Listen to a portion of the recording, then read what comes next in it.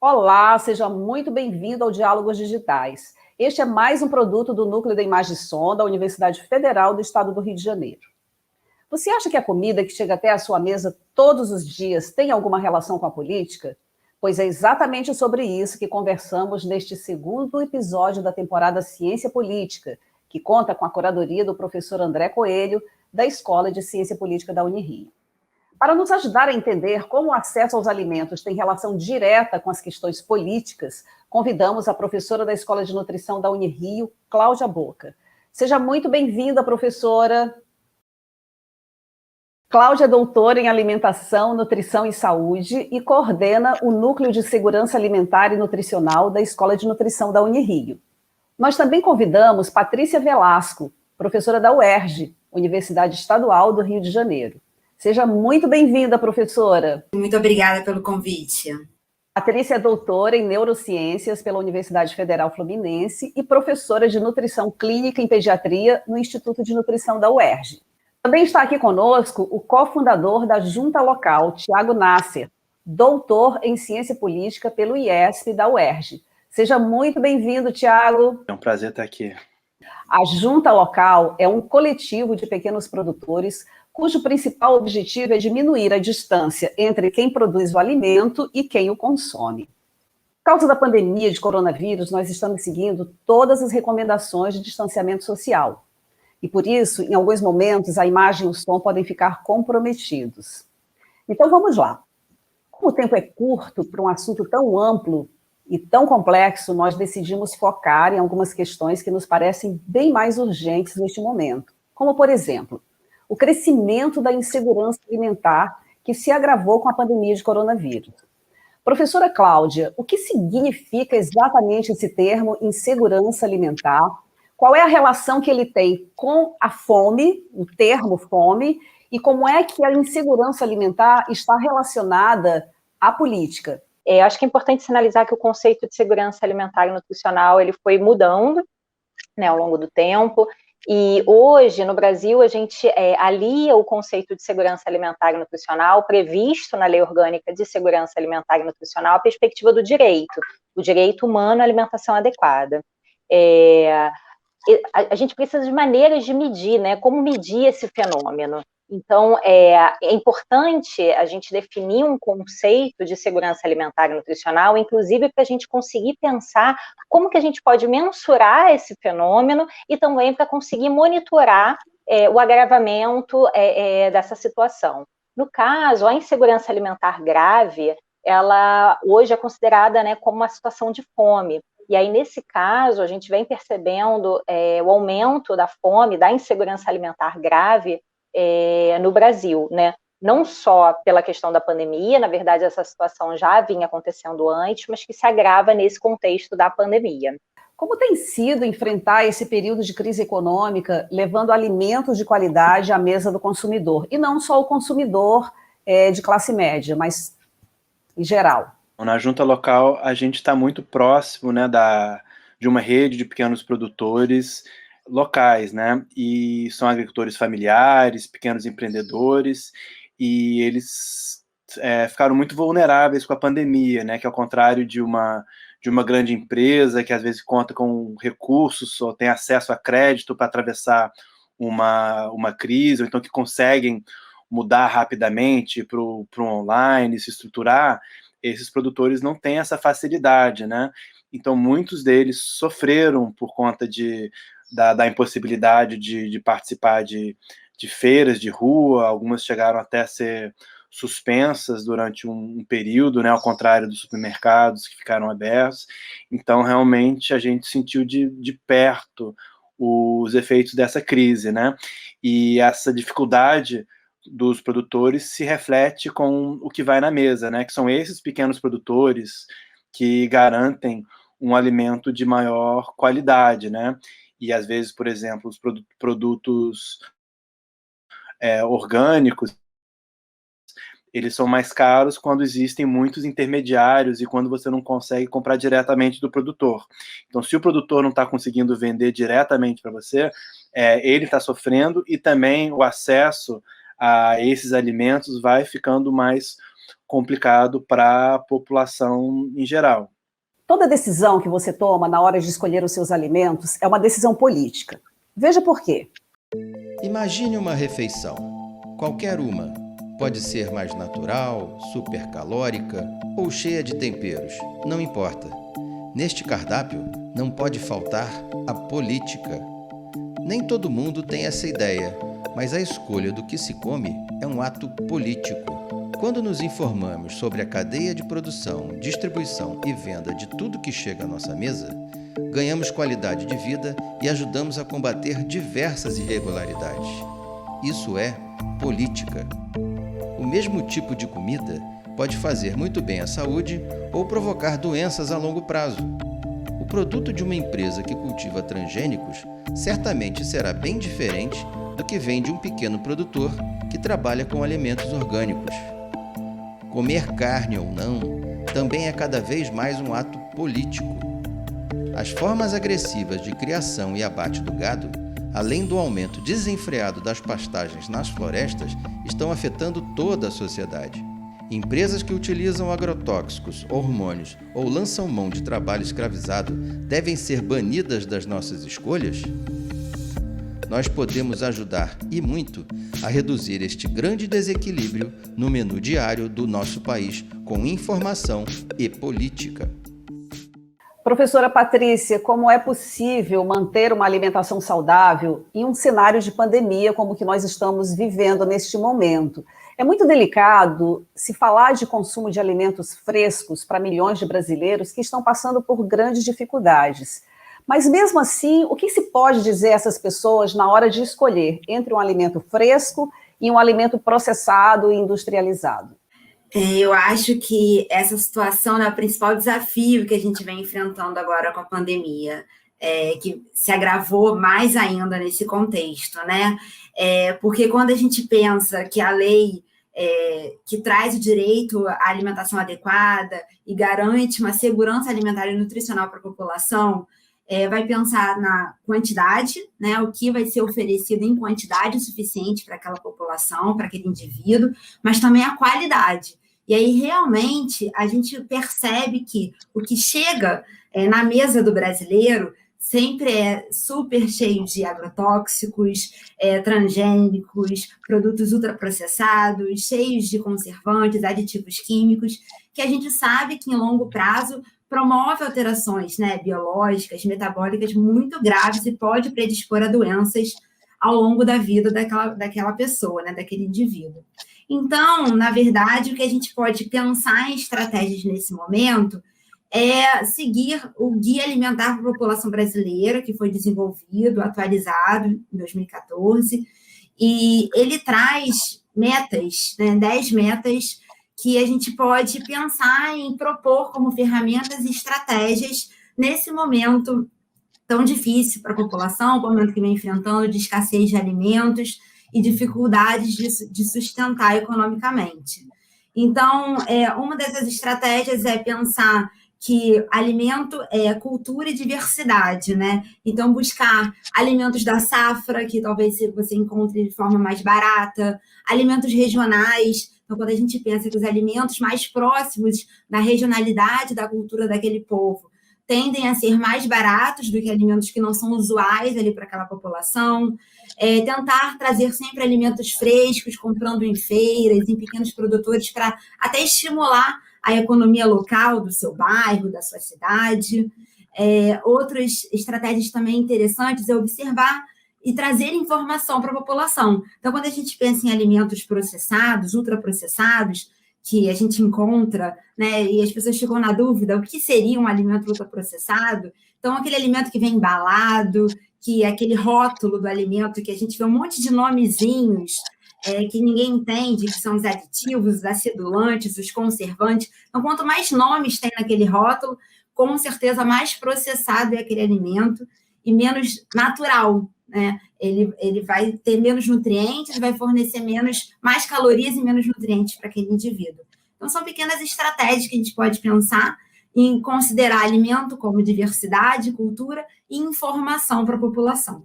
Tiago, quem tem hoje acesso aos alimentos orgânicos E como a junta local trabalha para que esses alimentos cheguem ao maior número de pessoas, principalmente agora, né, nesse cenário de completo abandono da agricultura familiar e dos pequenos produtores? Isso é um verdadeiro desafio e acaba tocando na questão do político, né?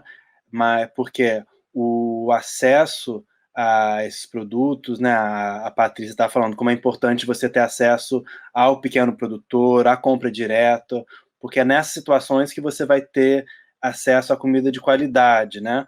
As empresas que produzem vão tomar vários atalhos para aquilo dali dar lucro e não necessariamente gerar saúde e sustentabilidade. A gente, na junta local, e, enfim, pensando com consumidores, a gente pode tentar mudar isso no nosso comportamento do dia a dia, cozinhar mais em casa, saber a origem do alimento, pensar muito bem onde você está comprando, mas a gente sabe que é uma questão muito estrutural, né? A junta local tenta criar uma ponte de relação direta com preço justo, eliminando os intermediários. Só que pensando no país como um todo, isso só acontece como resultado de políticas públicas que vão optar para onde vão ser alocados subsídios, por exemplo, de que forma que se subsidia a pesquisa, programas educacionais, programas de compra governamentais. Então, uma série de decisões tomadas por atores políticos que levam a essa situação. Então, acho que a gente tem que atuar como consumidores, no individual, mas usar esse contato com a comida, né? Que a comida é uma coisa que abre muito a nossa cabeça. Quando a gente começa a perguntar de onde é que veio, por que é produzido assim, por que tem um conservante assim, você vai entendendo como é que está conectado com a questão política mais ampla. Aí você começa a pensar em quem você está votando, prestar atenção nos projetos de lei que tramitam no Congresso e tentar vocalizar sua oposição ou então que tipo de política que você quer. Então, né, tá tudo ali no mesmo prato, né? Se você for começar a olhar para o que você está comendo, você vai acabar se envolvendo com todas as outras questões. Acho que essas questões que tanto o Tiago, né, quanto Patrícia trouxeram, acho que são muito centrais quando a gente tenta identificar o link, né, o elo entre alimentação e política. Então, por exemplo, o Tiago sinaliza aí a importância de políticas públicas para garantir o acesso à alimentação adequada, saudável, enfim, pensando na perspectiva do direito, né, à alimentação adequada e saudável. Então, a gente sabe, por exemplo, que territórios, áreas em maior vulnerabilidade social, tem maior dificuldade de acesso a alimentos frescos, geralmente esses alimentos têm menor diversidade, né, então são sempre os mesmos alimentos, né, uma menor variedade de alimentos, um preço maior, uma qualidade inferior. Então, assim, quando a gente fala do acesso ao alimento, lógico, né, é super importante a gente incentivar a alimentação, o consumo de alimentos in natura, minimamente processados, como traz o guia, mas isso não pode estar desvinculado dessa visão mais ampla, como o próprio guia propõe, né, chamando atenção para a alimentação como um ato político, que é isso que o Tiago também está comentando e que eu queria valorizar. Acho que é muito importante a gente identificar não só o ato de comer individual, como na sua perspectiva política, mas o quanto a nossa ação coletiva também pode incidir nesse cenário. Quais são as consequências de uma má alimentação ou de uma alimentação deficiente? Como é que ela vai impactar na educação, no mercado de trabalho e na vida das pessoas? Quem gostaria de começar? Acho que é importante a gente pensar... Quando a gente pensa o conceito de segurança alimentar e nutricional, uma dimensão que é muito importante é a questão da fome, mas o conceito de segurança alimentar e nutricional, ele vai além, né, da fome. Lógico que a fome é a situação mais grave, mais perversa, mais injusta, né, da falta ali do acesso ao alimento, mas inclusive manifestações como obesidade, doenças crônicas não transmissíveis que têm relação com a alimentação são consequência também de uma alimentação inadequada, né, do ponto de vista, assim, pouco saudável. E aí, eu queria chamar a atenção também, não só para a saúde individual e coletiva, quando a gente pensa a questão da alimentação, mas para a própria saúde do meio ambiente, né, a sustentabilidade do planeta. Não é uma palavra da moda isso, né? A gente está vivendo um contexto da pandemia de Covid que tem relação com a forma como o sistema hegemônico alimentar está estruturado, né? O modelo hegemônico do sistema alimentar hoje tem relação com a própria origem do Covid. Então, para perceber que, assim, por que eu estou trazendo esse exemplo, né? Para a gente perceber o quanto a nossa alimentação é importante, sim, nos afeta individualmente, coletivamente, mas numa perspectiva, inclusive, mais ampla, né? De afetar o próprio planeta, a sustentabilidade, né, do meio ambiente em si. Queria acrescentar uma dimensão adicional ao que foi falado, que é a questão da cultura, né? Por isso que eu o alimento parece que é só aquela coisa que para manter o corpo funcionando. E o que a gente come é muito mais que isso, né? A identidade da pessoa se expressa através da comida também. Então, ela não ter acesso a comida de qualidade, ou as comidas que estejam relacionadas ao seu território, à sua cultura, também é uma forma de empobrecimento e de intensificação da desigualdade social, né? Porque às vezes a pessoa acha que ela precisa comer um determinado alimento porque ele é considerado mais nobre ou especial, quando na verdade cada território, cada lugar tem as suas comidas, tem a sua tradição, que também está muito relacionado ao que funciona ali do ponto de vista, né, da sazonalidade, do que é mais adequado do ponto de vista da natureza. Então, eu sempre penso muito também que é importante pensar nessa valorização também da comida enquanto cultura, para que não haja esse empobrecimento também. Eu só queria complementar justamente esse ponto que o Thiago falou, porque isso também tem uma relação estreita com esse sistema, né, que a gente vive em torno da indústria de alimentos e essa busca do status, né? Então, o alimento sempre vem relacionado com uma propaganda maravilhosa. Quanto mais ultraprocessado, né, um desenho, principalmente para o público infantil, que tem uma chamada, né, muito impactante, então sempre com uma carinha, um desenho vinculado a um personagem. Então, acaba que muitas vezes a pessoa não se identifica com um alimento natural, né, um alimento in natura, comprado ali na feira, do pequeno produtor, preparado em casa, para buscar um alimento mais processado, industrializado, que tenha essa relação com o que vê na TV, com o que a indústria traz, com o que o Instagram, né, as mídias sociais trazem como um chamativo, né? E a gente está perdendo um pouco disso, um pouco dessa interação social, do alimento, né, se alimentar muito além do comer, né? A interação social, a relação com o alimento, a relação com a sua identidade, com a sua família, né? A busca para a manutenção das receitas de família, né? Sendo levadas para gerações. Então, tudo isso vem se perdendo. E especificamente com relação ao ponto da questão, né? Do que a norma trouxe para a gente, né? Então, isso vai influenciando tanto as relações entre mercado de trabalho, educação. Então, é muito importante trazer esses conceitos já dentro da escola. Existem muitas iniciativas entre universidades e escolas, né, e políticas públicas que trouxessem mais essa integração, seriam cada vez melhores, mais bem aceitas, de já trazer conceitos, né, de segurança alimentar e nutricional, o direito a uma alimentação adequada pela população, educação nutricional nas escolas, associada a todas essas ações de políticas públicas, seriam estratégias muito importantes já para sinalizar e informar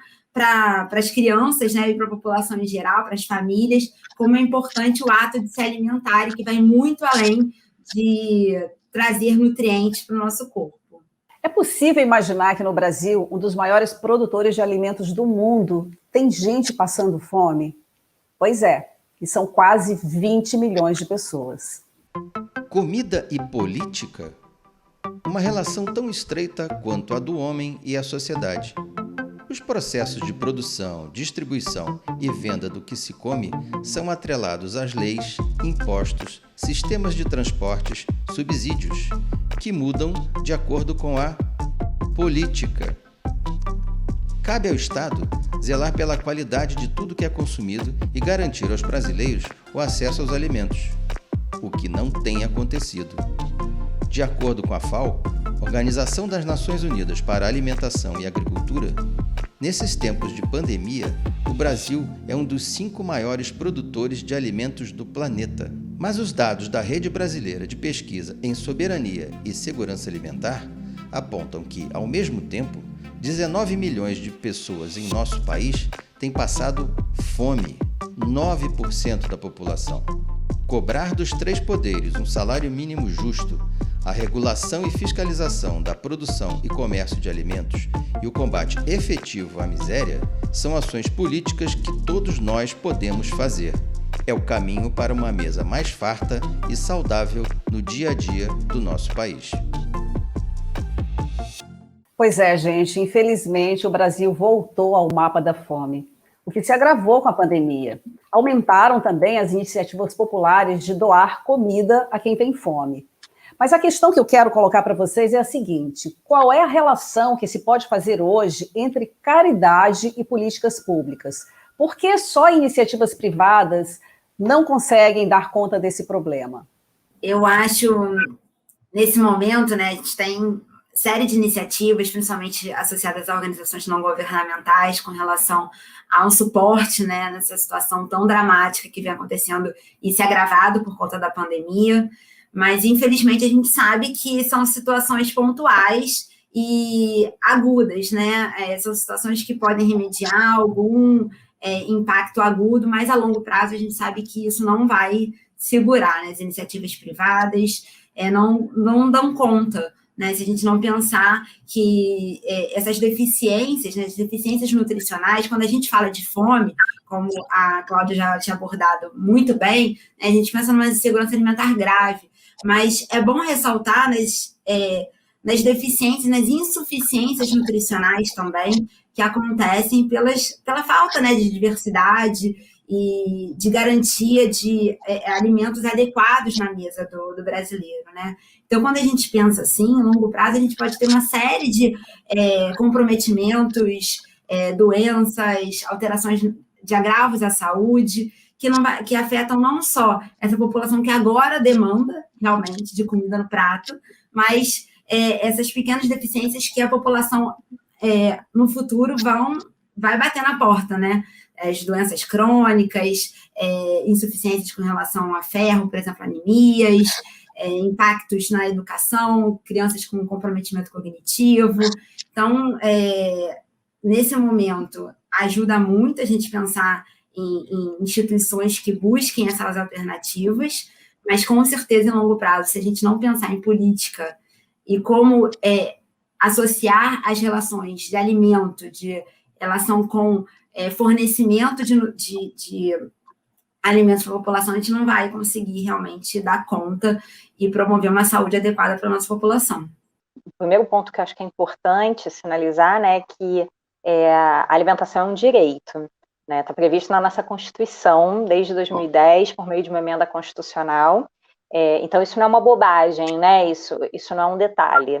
Então, se a alimentação é um direito, o Estado tem um papel de garantir, de proteger e de prover essa alimentação, o acesso à alimentação adequada e saudável, pensando aí o conceito de segurança alimentar e nutricional. Então, acho que esse é um primeiro ponto, né, que a gente tem que se analisar. E trazendo isso, eu acho que é importante a gente refletir que a gente saiu do mapa da fome, né? A gente teve um período aí profícuo de políticas de segurança alimentar e nutricional, que a gente conseguiu sair do mapa da fome, e a gente volta a um cenário desolador em pouquíssimo tempo, não é pela pandemia, né? Assim, a pandemia de fato agrava, mas o processo de retrocesso, de desmonte já vinha acontecendo anteriormente. Então, esse eu acho que é um elemento importante para ser sinalizado. E aí, como a Patrícia coloca muito bem, né, as iniciativas de solidariedade são são essenciais, mas a gente precisa de política pública, não dá para depender apenas da solidariedade, né?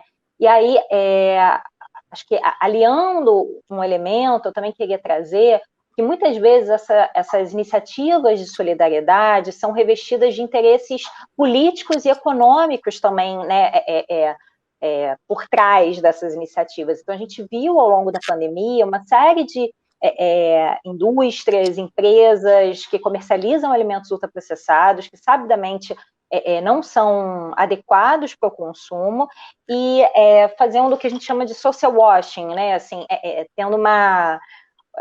conseguindo uma visão bacana da sociedade, né, de olha, está se importando, está apoiando nesse momento da pandemia, em que as pessoas estão passando por uma situação de fome, essas empresas estão apoiando, estão ajudando, mas por trás tinha aí também um interesse, um lobby muito grande, inclusive incidindo politicamente, né, incidindo em políticas públicas. Então, a gente, por exemplo, hoje está vivenciando um cenário no programa de alimentação escolar em que a gente está tentando resistir e enfrentar projetos de lei que tentam alterar o desenho do programa de alimentação escolar em função de situações de conflito de interesses com determinados grupos econômicos. Então, assim, acho que essas dimensões, essas questões são importantes serem ressaltadas, porque senão a gente fica com uma visão, às vezes, até um pouco ingênua, né, da situação. E aí, para finalizar, eu queria valorizar iniciativas que, sim, né, iniciativas de solidariedade social, de movimentos sociais, como, por exemplo, o movimento de pequenos agricultores, o MPA, enfim, inúmeros movimentos que se mobilizaram, né, que já, na verdade, já vinham atuando e que se mobilizam também nesse contexto da pandemia para oferecer comida de verdade, né? Não para oferecer alimento ultraprocessado, mas para oferecer comida. Isso acho que é importante. Tiago, no caso da junta, né, vocês têm uma atividade aí. Temos, eu queria, concordo com o que foi falado, mas eu queria trazer mais algumas, matizar um pouco a fala da Cláudia. Eu concordo, enfim, quando pessoas estão passando fome, é sinal de que o Estado fracassou no seu papel constitucional e também fracassou moralmente, porque você assistir de forma impassiva uma pessoa padecendo por falta de comida num país que é o celeiro do mundo é absolutamente abominável. E aí eu acho que justamente esse sentimento que leva várias iniciativas, pessoas a quererem canalizar essa revolta para uma ação social, né?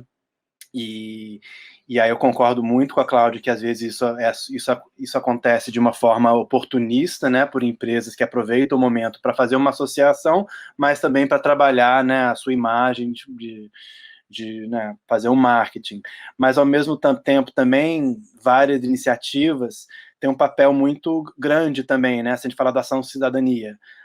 Acho que o Fome Zero não teria existido sem a ação cidadania, né, toda a mobilização feita pelo Betinho, e você vê agora também, você vê que muitos movimentos sociais dão um papel muito grande para as cozinhas comunitárias, né? Está acontecendo com o MPA, o movimento do Sem Teto, sempre tem uma cozinha, e tem vários até chefes participando dessas iniciativas. Então, eu acho que ao mesmo tempo que, né, a própria junta tem a sua iniciativa chamada Junta Solidária, que a gente produz e distribui quentinhas, também com apoio de um grupo de refugiados. A gente sabe que isso é um paliativo, mas ao mesmo tempo pode ser uma centelha de mobilização, porque a gente sabe, né, historicamente, vários governos foram derrotados no momento em que começou a faltar pão, trigo, né? Se a gente pensar na Revolução Francesa, também estava na Primavera Árabe, também foi relacionado a aumento drástico de preços, né? Então eu acho que a comida sempre vai ser uma forma de mobilização das pessoas, né? Então, embora a gente quer que o Estado faça a sua parte. Quando o Estado não faz a sua parte, eu acho que essa mobilização da sociedade civil pode ter um papel muito grande de mobilização política para que o Estado volte a cumprir ao seu papel, né, constitucional e também moral. Antes de terminar essa conversa, vamos deixar na descrição deste vídeo algumas iniciativas e campanhas de combate à fome. Infelizmente, o nosso tempo acabou, e por isso gostaria que vocês deixassem suas considerações finais. Queria agradecer mais uma vez pelo convite. É um tema super delicado e super pertinente para esse momento onde a gente está vendo um número cada vez maior, né, de pessoas aí dentro do quadro de fome, né, necessitando de alimento, e a gente tem visto cada vez mais um aumento progressivo aí do preço dos alimentos, o que dificulta ainda mais o acesso. E, além disso, a gente, no campo da nutrição, né, o que a gente vem observando é cada vez essa queda no consumo de alimentos in natura, minimamente processados, uma maior diversidade alimentar. Então, trazer essa informação e essa discussão para, de uma certa forma, a gente tentar reavivar esse espírito coletivo da população e tentar trazer o que é alimento de verdade, que o alimento é um direito, e o alimento tem a ver com cultura, com identidade, com diversidade. Eu acho que quanto mais a gente conseguir levar essa informação para a população, a gente pode tentar agilizar aí mecanismos e metas e estratégias para a gente tentar superar juntos essa situação tão difícil. Então, fico muito honrada de ter participado aqui desse momento com vocês e agradecer mais uma vez o programa. Acho que é muito interessante essa ferramenta, enfim, essa estratégia de diálogo, e queria sinalizar, né, que muitas vezes a gente fica num cenário que a gente olha assim, nossa, está tudo tão difícil, né? A situação da fome aumentando, a vacina que não chega para todo mundo, enfim. E muitas vezes essas situações acabam nos desmobilizando, né? A gente fica se sentindo tão impotente num cenário que é tão desolador.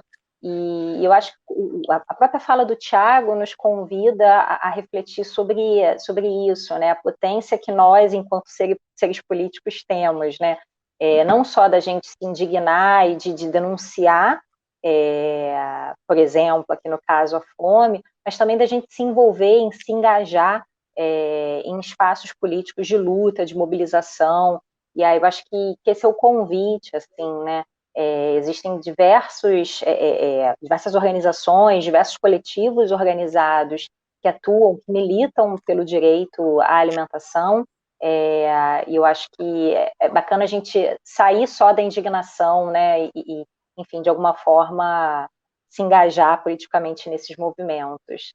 Também queria agradecer o convite, é sempre muito bom ter esses momentos em que a gente sai um pouco da prática e da luta do dia a dia para refletir um pouco e para trocar ideia e também para poder transmitir um pouco o que a gente acredita e o que eu e todo mundo na junta local acredita de verdade é que a comida é uma das poucas áreas da nossa vida em que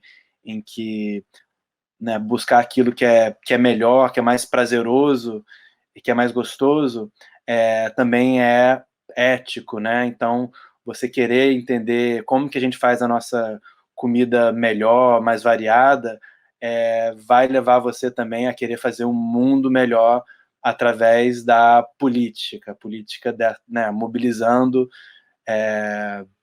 todo mundo se mobilizando coletivamente para que o mundo seja melhor. Então, esse é o recado que eu queria deixar para todo mundo. Eu quero agradecer muito a presença de vocês. Obrigada às professoras Cláudia, Patrícia, obrigada ao Thiago, pelas reflexões que vocês trouxeram até a gente, por nos fazer acreditar que existe sim uma saída. Nós somos um país muito rico, nós somos um povo muito bacana e nós vamos vencer esse momento tão difícil que nós estamos atravessando. Obrigada a você que nos acompanhou até aqui e até o próximo encontro.